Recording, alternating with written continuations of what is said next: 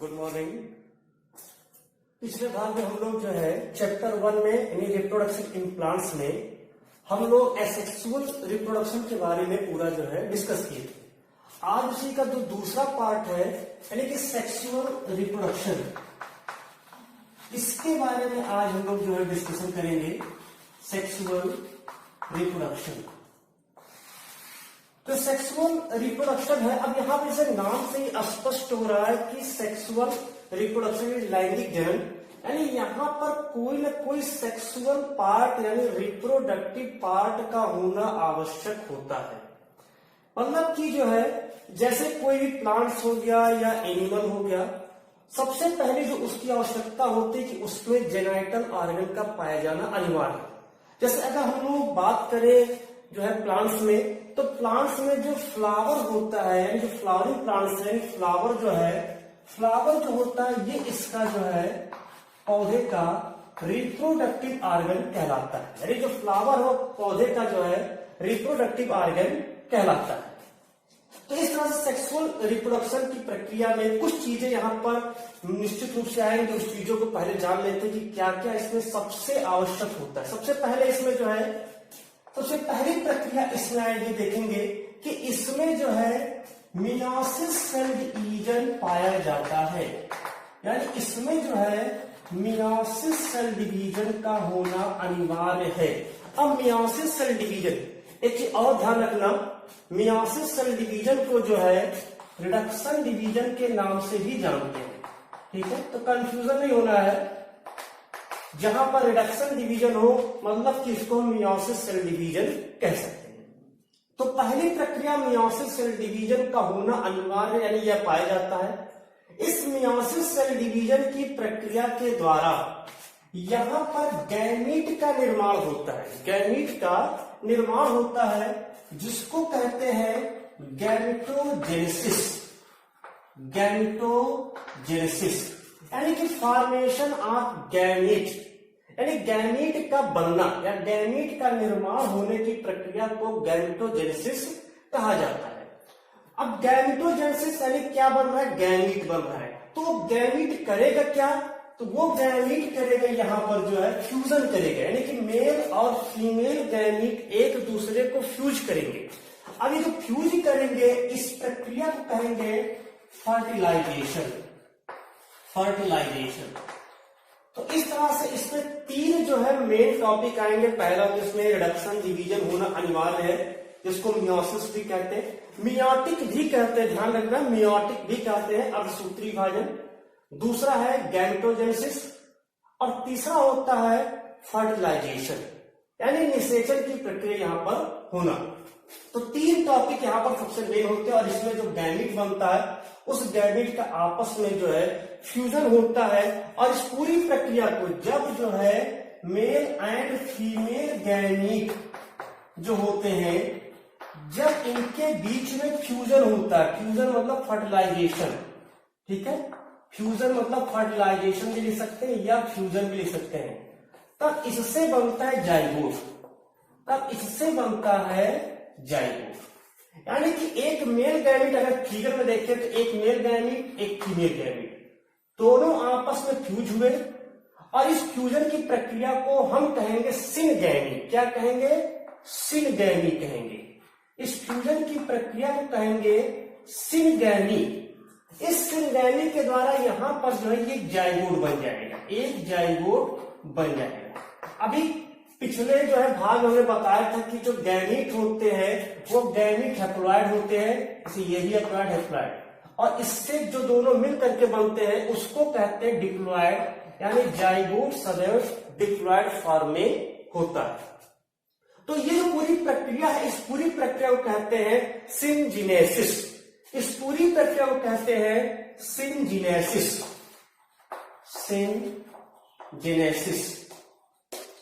इस पूरी प्रक्रिया को सिनजीनेसिस या इसको एक और नाम से जान सकते हैं एम्फी मिक्सिंग। इसको एक और नाम से जानते हैं एम्फी मिक्सिंग। इसको एक और नाम से जानते हैं एम्फीगोनी। इसको एक और नाम से जानते हैं एम्फीगोनी। तो इस तरह तरह से जो है जब भी फर्टिलाइजेशन की प्रक्रिया होती है और जाइगोट बनता है, उस पूरी प्रक्रिया को कहते हैं सिंजेनेसिस या एंथीमिक्सिंग या एंथीगोनी। तो ये जो पूरी प्रक्रिया थी, इसके बारे में जो सेक्सुअल रिप्रोडक्शन की प्रक्रिया के समय यहां पर आएगा। अगर हम इसके फेज ऑफ सेक्सुअल रिप्रोडक्शन की बात कर लें, फेज ऑफ सेक्सुअल रिप्रोडक्शन, अगर इसके चरणों की बात किया जाए कि कितने चरण में इसको पूरा डिवाइड किया गया है, यानी जैसे जो जीव होता है, जब जीव जन्म लेता है, जन्म से लेकर के मृत्यु तक, अगर on the basis of sexual reproduction की हम कहें तो यानी सेक्सुअल रिप्रोडक्शन के आधार पर अगर हम लोग बात करें तो यहां पर इसके जो फेज होते हैं उस फेज को 3 चरणों में डिवाइड किया गया है। कितने? 3 चरणों में डिवाइड किया गया है। पहला चरण होता है juvenile phase.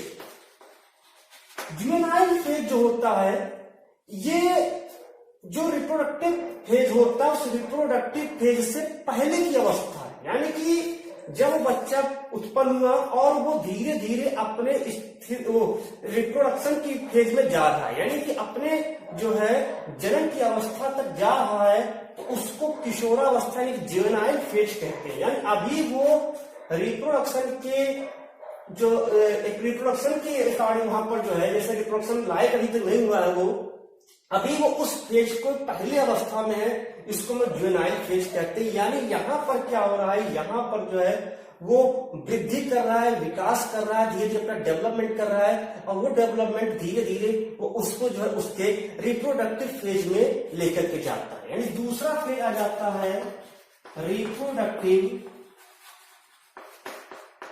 Phase.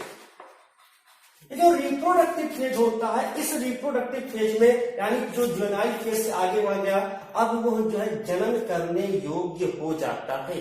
Reproductive phase में अब वो जनन करने योग्य हो जाता है, यानी और इसकी जो प्रारंभिक दशा होती है, यानी रिप्रोडक्टिव फेज की जो प्रारंभिक दशा होती है उसको कहते हैं प्यूबर्टी फेज।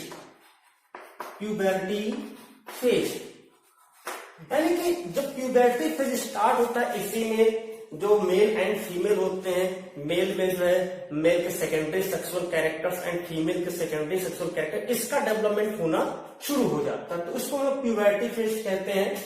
ये प्यूबर्टी फेज के थ्रू ही जो है मेल एंड फीमेल अब जो है वेरिएशन होना शुरू कर जाता है। उनके जो बॉडी है, बॉडी स्ट्रक्चर मेल और फीमेल के, और वो सब वहां पर धीरे धीरे परिवर्तित हो जाता, पूरी तरह से आसानी से उसको पहचान सकते हैं कि ये मेल है और ये फीमेल होते हैं।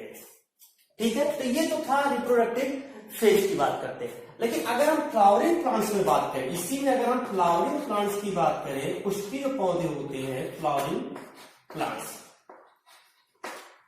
फ्लावरिंग प्लांट्स में जो होते हैं पुष्पीय पौधों में जो है, ये यहाँ पर जो है जो पुष्पीय पौधे ये 2 प्रकार के होते हैं। या तो ये मोनोकार्पिक होंगे, मोनोकार्पिक। मोनोकार्पिक का मतलब क्या होता है, पहले तो ये जान ले। मोनोकार्पिक का मतलब होता है कि जैसे कोई एक पौधा है और उस पौधे के पूरे जीवन काल में केवल एक ही बार पुष्प का उत्पन्न होता है, उस पौधे को हम मोनोकार्पिक कहते हैं। जैसे एग्जांपल देख लेते हैं, यूजुअली जितने भी जो है एनुअल प्लांट्स होते हैं, यानी 1 वर्षीय पौधे होते हैं, जैसे गेहूं हो गया, चावल हो गया, मक्का हो गया, ये गुलाब हो, गेंदा हो गया, मैरीगोल्ड, ये सभी जो होते हैं मोनोकार्पिक होते हैं, इसमें एक ही बार पुष्प जो है लगता है, तो ये मोनोकार्पिक होते हैं। लेकिन ऐसा नहीं कि केवल 1 वर्षीय पौधों में ही मोनोकार्पिक होता है, ये थोड़ा एक अपवाद है। मोनोकार्पिक जो होता है 1 वर्षीय पौधों में, मेनली जो 1 वर्षीय पौधे होते हैं उनमें मोनोकार्पिक ही होते हैं। लेकिन कुछ पौधे एक्सेप्शन केस में जो है बहुवर्षीय वाले भी जो है मोनोकार्पिक दशा में हो सकते हैं। अब इसका एग्जाम्पल क्या है, तो इसका एग्जाम्पल है स्ट्रोबिलेंथस। स्ट्रोबिलेंथस पौधा।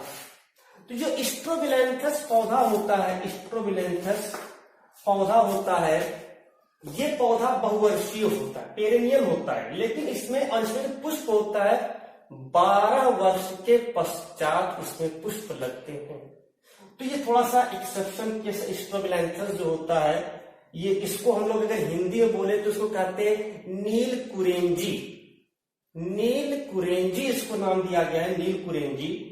ये जो नीलकुरेंजी होता है इसमें 12 वर्ष के अंतराल पर जो पुष्प लगता है, ये मोनोकार्पिक ही होता है, लेकिन जो है ये पेरेनियल प्लांट्स होता है।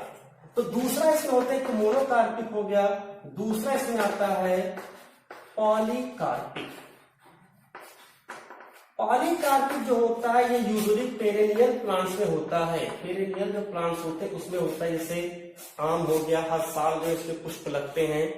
तो जैसे जो भी ऐसे पौधे जिसमें प्रत्येक वर्ष जो है पुष्प लगते रहते हैं, तो उसको हम लोग पॉलीकार्पिक कहते हैं। तो ये दो इसमें होते हैं फ्लावरिंग प्लांट्स में, जो रिप्रोडक्टिव फेज में मोनोकार्पिक और पॉलीकार्पिक होता है। इसमें पुष्प लगने की प्रक्रिया के आधार पर इसको जो है डिवाइड किया गया है। तो रिप्रोडक्टिव फेज क्या है? रिप्रोडक्टिव फेज होता है जहां पर जनन करने की क्षमता उसपे आ जाती है, तो उसको हम लोग रिप्रोडक्टिव फेज कहते हैं। तो ये यहाँ पर होता है रिप्रोडक्टिव फेज। तीसरा इसमें स्टेज आ जाता है। तीसरे की हम लोग बात करें, पहला जुवेनाइल फेज है, दूसरा रिप्रोडक्टिव फेज होता है, और तीसरा यानी कि एकदम अब समाप्त होने की दशा में आ जाए, यानी कि उसको सेशंस फेज कहते हैं। हिंदी में इसकी बात करें तो जीर्णावस्था कहते हैं। जीर्णावस्था यानी कि अब वो एकदम समाप्त होने के कगार पे, जैसे हम लोग वृद्धावस्था आता है, फिर धीरे धीरे समाप्त होता है। ऐसे पौधों में भी जो है जुवेनाइल फेज आता है, फिर जनन करने की क्षमता आती है, उसके बाद एक समय ऐसा आता है कि वो जनन करने योग्य नहीं रहते और वो धीरे धीरे समाप्त हो जाते हैं। तो उसको कहते हैं सेनेसेंस फेज, यानी कि वह अपने जीर्णावस्था में पहुंच चुका है। तो ये 3 फेज है सेक्सुअल रिप्रोडक्टिव। लेकिन अगर हम बात करें इवेंट्स इन सेक्सुअल रिप्रोडक्शन, यानी इवेंट्स को थोड़ा सा हो जाए तो अगला चलते हैं, नेक्स्ट देखा जाता है।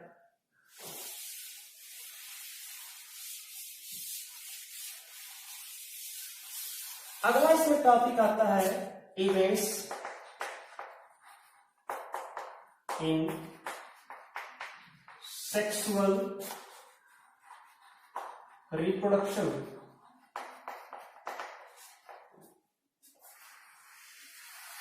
यानी यहां पर इवेंट्स देखना है कि इसके जो है अब कौन कौन से घटक हैं, सेक्सुअल रिप्रोडक्शन के कौन कौन से घटक यहां पर आते हैं। अगर हम लोग बात करें on the basis of events in sexual reproduction, there are 3 types. यानी सेक्सुअल रिप्रोडक्शन के आधार पर अगर हम बात करें इसके घटकों के आधार पर, तो ये 3 भागों में इसको बांटा गया है। पहला इसमें होता है pre fertilization, pre fertilization events, pre fertilization events. Pre fertilization events कहते हैं यानी जब जहां पर जो गैमीट उन गैमीट का आपस में फ्यूजन ना हुआ हो, तो उसको कहते हैं प्री फर्टिलाइजेशन इवेंट्स, यानी कि फर्टिलाइजेशन की अवस्था के पहले, तो उसको कहा गया प्री फर्टिलाइजेशन इवेंट्स। इसमें भी 2 प्रक्रियाएं होती हैं। पहली जो प्रक्रिया इसमें होती है वो होती है गैमेटोजेनेसिस। गैमेटोजेनेसिस, ठीक है, अभी बात आ रही गैमेटोजेनेसिस यानी कि मियोसिस सेल डिवीजन के द्वारा जो गोनैड सेल होते हैं, उस गोनैड सेल से अगुणित युग्मक कोशिकाओं का निर्माण होता है। उस अगुणित युग्मक कोशिकाओं के बनने की प्रक्रिया को गैमेटोजेनेसिस या युग्मक जनन के नाम से जानते हैं। तो ये पहली प्रक्रिया इसमें आती है गैमेटोजेनेसिस। पहले गैमीट बन गया, पहले प्रक्रिया क्या हो गया, यानी यहां पर गैमीट बन गया, formation of gamete, formation of gamete. अब यहां पर जो फॉर्मेशन ऑफ गैमीट, जो गैमीट बनता है, अगर हम कुछ लोअर प्लांट्स की बात करें, लोअर प्लांट्स जैसे शैवाल हो गया, ठीक है, शैवाल हो गया, लोअर प्लांट्स की अगर हम लोग बात करें तो ये 2 प्रकार के गैमीट, इसमें जो गैमीट होता है वो गैमीट एक ही समान होते हैं। यानी कि अगर हम लोअर प्लांट्स बात करें शैवालों में, तो गैमीट एक समान होते हैं, तो उसको कहते हैं आइसोगैमीट। आइसोगैमीट यानी कि मेल और फीमेल गैमीट में कोई विभेद नहीं होता है। दूसरा, अगर हम हायर प्लांट्स की बात करें या एनिमल की बात कर लें, हायर प्लांट्स और एनिमल की भी बात कर लें, तो यहां पर जो गैमीट होता है वो डिफर होता है, मेल अलग होता है, फीमेल अलग होता है। इसको कहते हैं हेट्रोगैमीट। हेट्रोगैमीट के नाम से उसको जो है जानते हैं। अगर हम फ्लावरिंग प्लांट्स की बात करें, थोड़ा सा इसको चलते हैं फ्लावरिंग प्लांट्स के बारे में थोड़ा जान ले, क्योंकि अगला जो चैप्टर है हम लोग का वो फ्लावरिंग प्लांट्स की है। तो फ्लावरिंग प्लांट्स की अगर हम लोग बात करें, यहाँ पर जो फ्लावरिंग प्लांट्स होते हैं इसमें भी पौधे दो प्रकार के होते हैं, या तो वो यूनिसेक्सुअल होते हैं या तो बाइसेक्सुअल होते हैं। यानी कि पहली कंडीशन क्या होती है, वो बाइसेक्सुअल हो सकते हैं पहला। इस बाइसेक्सुअल को एक और नाम से जानते हैं, इसको कह सकते हैं हर्माफ्रोडाइट। हर्माफ्रोडाइट यानी कि पौधा कैसा है, बाइसेक्सुअल है, हर्माफ्रोडाइट। अब बाइसेक्सुअल में भी पौधा जो है मेल, बाइसेक्सुअल का मतलब होता है मेल और फीमेल जो सेक्स ऑर्गन है वो एक ही जो है पौधे पर लगे हैं।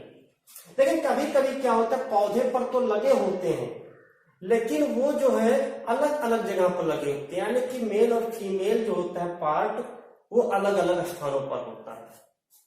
जैसे अगर हम बात करें यहाँ पर जो है गुड़हल की, तो गुड़हल में मेल और फीमेल भाग जो होता है वो पुष्प के अंदर, एक ही पुष्प में दोनों भाग पाए जाते हैं।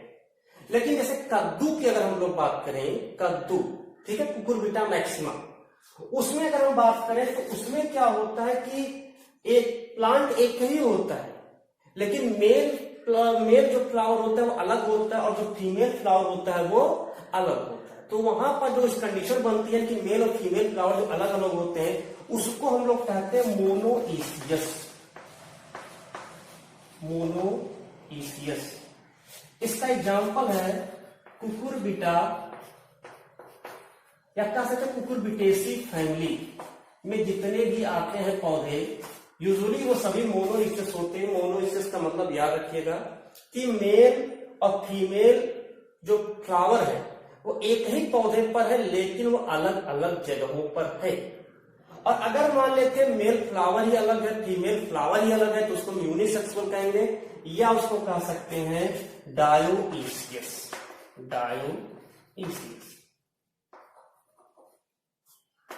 तो ये जो था फ्लावरिंग प्लांट्स में, तो पहले गैमेटोजेनेसिस यानी गैमीट बन रहा है, अब बाइसेक्सुअल है तो गैमीट वहां पर उसी पुष्प में बनेगा। मोनोइसियस में मान लेते हैं या यूनिसेक्सुअल है तो उसमें पुष्प अलग अलग बनेंगे, मेल अलग बनेगा, फीमेल अलग बनेंगे।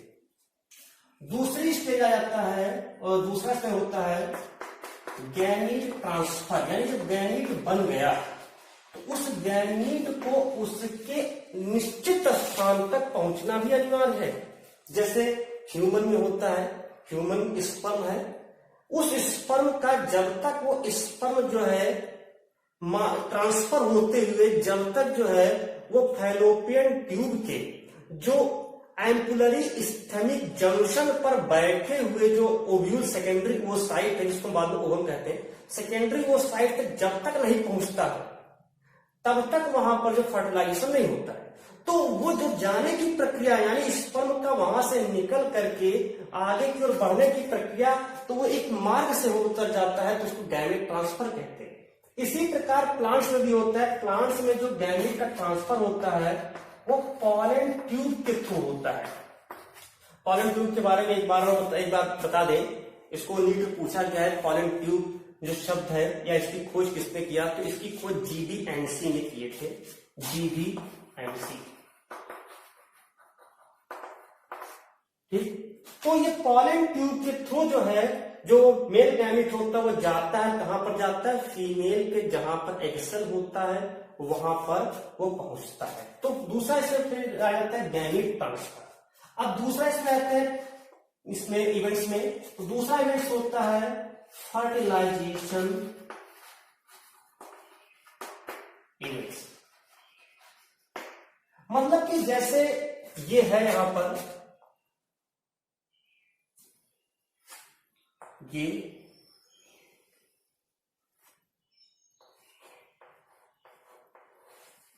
ये ओव्यूल है, ये ओवरी है, ये स्टाइल है, ये स्टिग्मा है।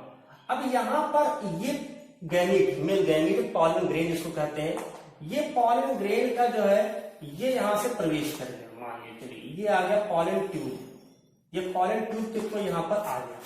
तो पहली प्रक्रिया गैमीट बनने की प्रक्रिया यहाँ पर गैमेटोजेनेसिस, फिर ये गैमीट यानी पॉलन ग्रेन आकर के स्टिग्मा पर चिपका और उसके पॉलन ट्यूब जो है स्टाइल के माध्यम से होते हुए ये पहुंचता ओवरी में उपस्थित जो ओव्यूल है, उस ओव्यूल के माध्यम से एक सेल में जाएगा।